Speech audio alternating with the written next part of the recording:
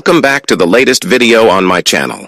In the past 24 hours, we have received sad news about the passing of some extraordinary talents. In today's episode, we dedicate this time to honor their memories and celebrate the legacies of these remarkable individuals.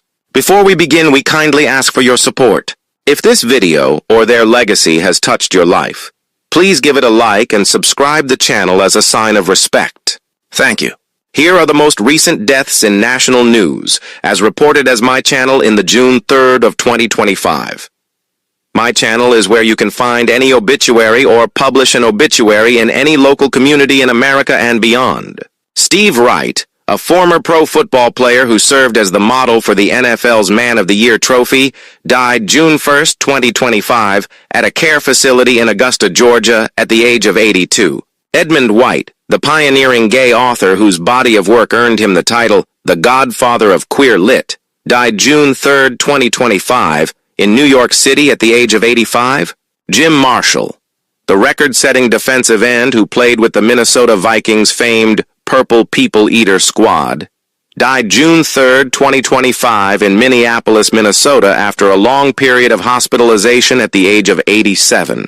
Alf Clausen, who won multiple Emmy Awards for his work as a composer for The Simpsons, died May 29, 2025, at his home in Los Angeles after a long struggle with Progressive Supernuclear Palsy, PSP, at the age of 84.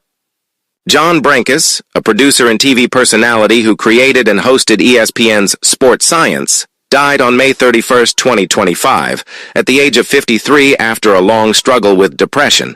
Now let's discuss in detail. Steve Wright, a radio legend.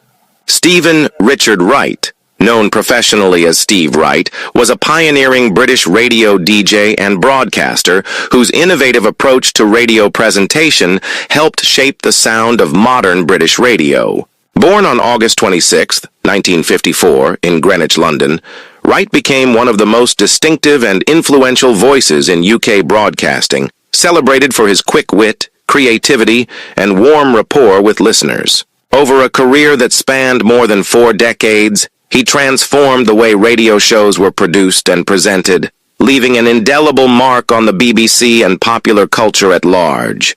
Early life and career beginnings.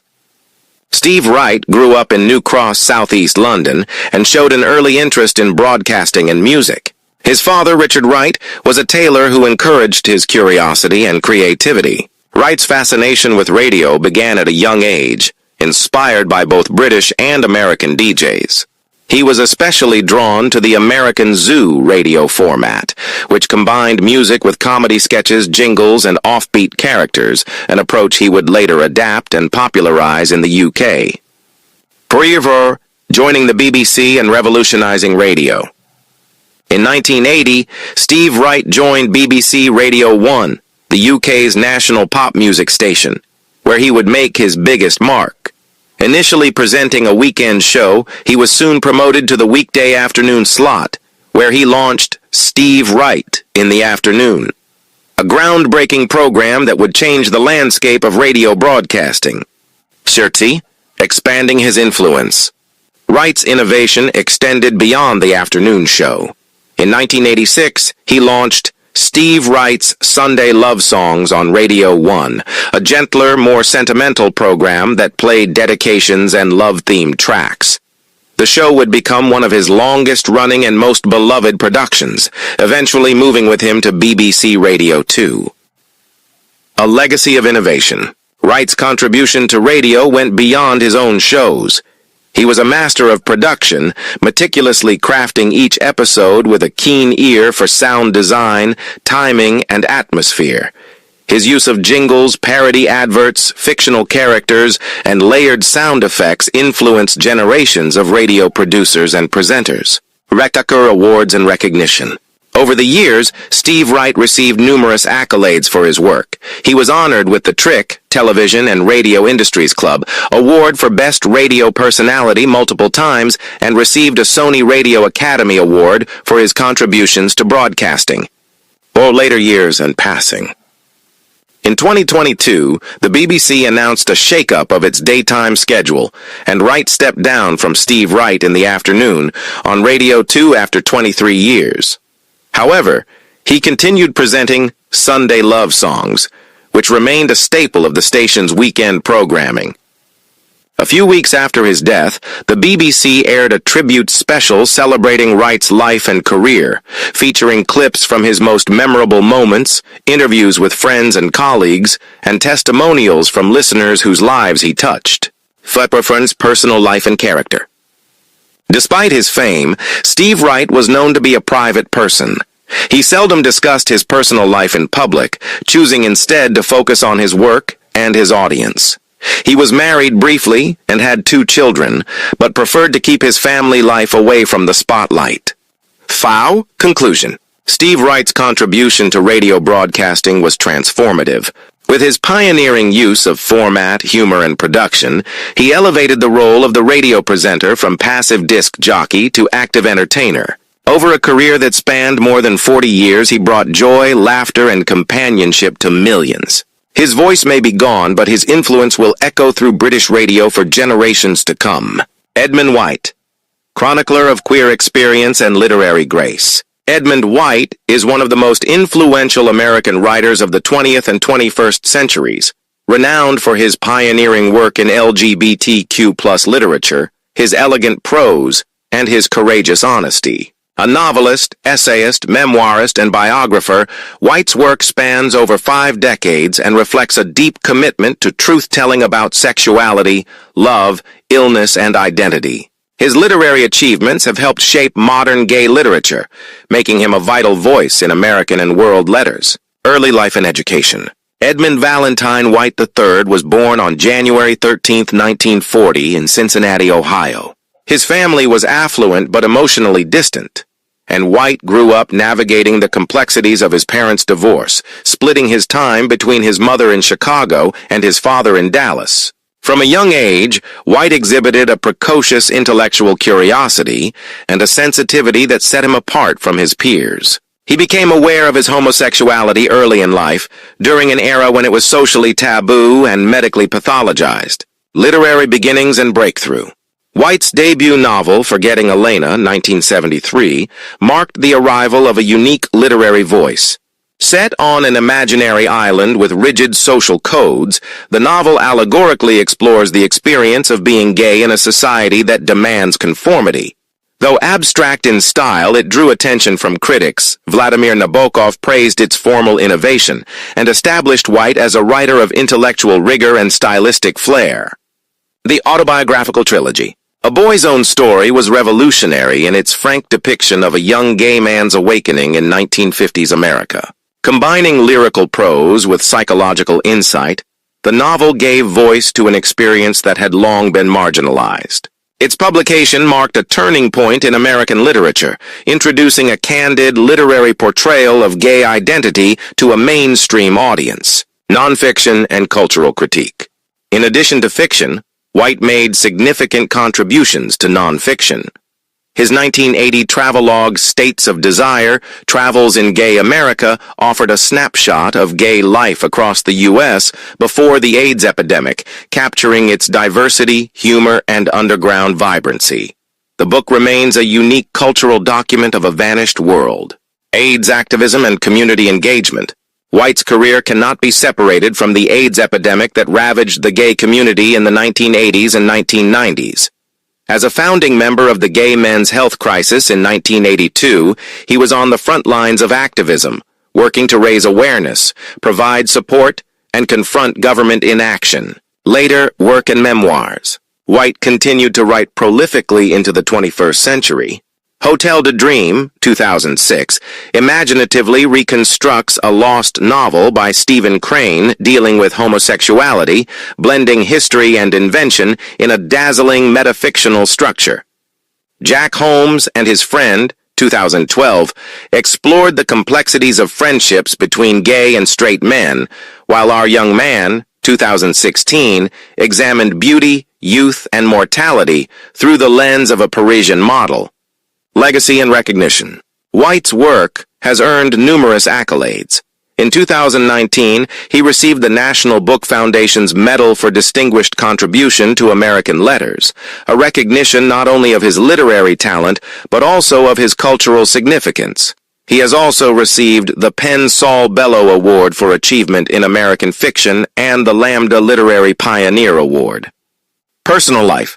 White has been openly gay throughout his career, an act of both personal truth and public courage. He has lived in New York City, Paris, and Princeton, and is known for his warmth, wit, and generosity as a teacher and mentor. He married writer Michael Carroll in 2013, and the couple lives in New York City. Conclusion. Edmund White's body of work represents a bridge between literature and life, between private desire and public truth, with Jim Marshall, capturing the sound of a generation.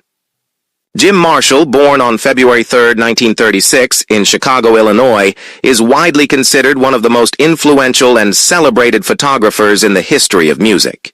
Over a career that spanned more than 5 decades, Marshall became the visual chronicler of rock and roll, jazz, country, and folk music, capturing some of the most iconic and candid images of the 20th century. His photographs documented not just concerts and album covers, but the culture and spirit of an entire era. With unparalleled access to legendary performers and an eye for authenticity, Marshall's work remains a vital part of American cultural history. Early life and introduction to photography. Jim Marshall's early life was shaped by a mix of immigrant roots and working-class values. His parents, both immigrants, his father from Syria and his mother from Italy, moved the family to San Francisco when Jim was still a child. It was in San Francisco that Marshall found his creative voice. Struggling with dyslexia and disinterested in traditional academics, he was drawn to the expressive and immediate world of photography. Breaking into the music scene. By the early 1960s, Marshall was a rising star in a field that had not yet been formalized. He was part of a generation of photographers who embedded themselves in the music world not as outsiders or reporters, but as insiders. His ability to gain the trust of musicians, often by simply being present and non-intrusive, allowed him to capture moments others couldn't. Legendary photographs and career milestones. Jim Marshall's portfolio reads like a greatest hits compilation of music photography. Among his most iconic images are Jimi Hendrix, setting his guitar on fire at the Monterey Pop Festival in 1967. This image captures both the theatricality and the chaos of the era. Philosophy and approach. Jim Marshall's photography was defined by authenticity. He shot exclusively in film and insisted on natural light whenever possible. His approach was deeply personal. He refused to use assistants and often worked alone. This intimacy extended to his relationships with his subjects. Marshall wasn't just photographing musicians, he was part of their world. He had an uncanny ability to be present without being intrusive. Artists trusted him, not just because of his talent, but because he respected them. As a result, his photographs often reveal sides of his subjects unseen by the public: vulnerability, quiet joy, exhaustion, contemplation. Personal struggles. As much as Marshall's life was defined by brilliance, it was also marked by personal demons. He struggled with substance abuse and had a reputation for being difficult and volatile. He was arrested multiple times, often for altercations tied to his fiery temper. Yet those who knew him well often describe him as intensely loyal, passionate, and dedicated to his craft. Music was not just a subject for Marshall, it was his sanctuary, and photography was his lifeline. Legacy and death. Jim Marshall passed away in his sleep on March 24, 2010, in New York City at the age of 74, just as he was preparing to promote a new book. At the time of his death, his legacy was already cemented. He had published several photography books, including Not Fade Away, The Rock and Roll Photography of Jim Marshall, Trust and Proof. His images had graced countless magazine covers, album sleeves, and gallery walls. Conclusion. Jim Marshall was more than just a photographer. He was a storyteller, a cultural witness, and an artist whose lens immortalized some of the most transformative moments in music history. his ability to capture the essence of performers at their most human and unguarded remains unparalleled. Alf Clausen, the maestro behind television's most iconic soundscape. Alf Clausen, born on March 28, 1941 in Minneapolis, Minnesota, is an American composer and arranger renowned for his long and influential career in film and television music. Best known for his work as the principal composer for The Simpsons from 1990 to 2017, Clausen's distinctive orchestral scores help define the tone and style of one of the most iconic shows in television history. But his impact stretches far beyond Springfield, encompassing decades of contributions to various genres, series, and forms of musical entertainment. Early life and musical foundations. Clausen grew up in Jamestown, North Dakota, a small town that would later contrast with his big Hollywood career. His early exposure to music was rooted in a family that appreciated and encouraged musical talent. Clausen initially studied mechanical engineering at North Dakota State University before realizing that his true passion was music. This revelation led him to transfer to the University of Wisconsin-Madison, where he earned a degree in music theory and composition. Career beginnings. After graduating, Clausen moved to Los Angeles in the late 1960s, initially working as a performer and arranger. One of his earliest significant professional roles was as a vocal arranger and musical director for Donnie and Marie Osmond's television variety show. This job exposed Clausen to the world of television production and helped him build important industry connections. The Simpsons era, a defining legacy. In 1990, Clausen was hired by producer Sam Simon to take over scoring duties for The Simpsons, an animated sitcom that was just gaining momentum. Although Danny Elfman composed the iconic theme, Clausen became responsible for the underscore and musical cues for nearly every episode over the next 27 years. His work quickly became a defining element of the show, earning critical praise for its sophistication and wit. Later, career and departure from The Simpsons. In 2017, after 27 years, Clausen was unexpectedly dismissed from The Simpsons. The show's producers cited a shift in musical direction and cost-cutting measures, which led to the discontinuation of weekly live orchestras. The decision drew criticism from fans and professionals who viewed Clausen as central to the show's enduring quality. Musical style and influence. Clausen's work is characterized by its breadth, humor, and sophistication. A master of pastiche, he could replicate and satirize virtually any musical genre with uncanny accuracy. His scores often paid homage to classic Hollywood film music, jazz standards, operatic themes, and Broadway musicals. Personal life and legacy. Alf Clausen was known among colleagues for his warmth, humility, and collaborative spirit. Though not a household name like some of his contemporaries, he became a revered figure in the world of television music. Many younger composers cite him as a major influence, particularly for his work on The Simpsons, which proved that animation scoring could be as ambitious and rich as that of any live-action series or feature film. Conclusion. Alf Clausen's legacy is one of innovation, excellence, and enduring creativity. His contributions to The Simpsons alone constitute one of the most remarkable achievements in television music history. But his broader career reflects a lifetime of dedication to the craft of scoring. Through his imaginative compositions, Clausen helped define the emotional and comedic language of modern television, making him one of the medium's true musical pioneers. John Brankus, July 2nd, 1971, May 31st, 2025, was a pioneering American television producer, director, and host, best known for blending science and sports in innovative ways that captivated audiences worldwide. As the co-creator and host of ESPN's Emmy-winning series Sports Science, Brankus transformed how fans understood athletic performance, making complex biomechanics and physics accessible and entertaining.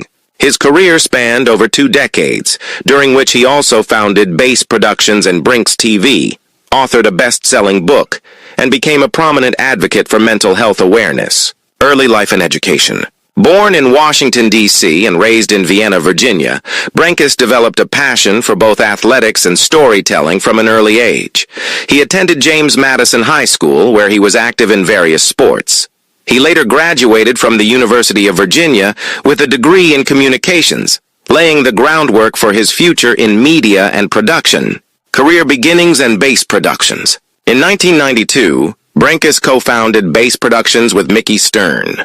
The company specialized in reality and documentary programming that utilized cutting-edge motion capture and CGI technologies. Base Productions created content for major networks including ESPN, National Geographic, Fox Sports Net, and Discovery Channel. Notable early projects included Fight Science, which analyzed martial arts techniques using scientific methods.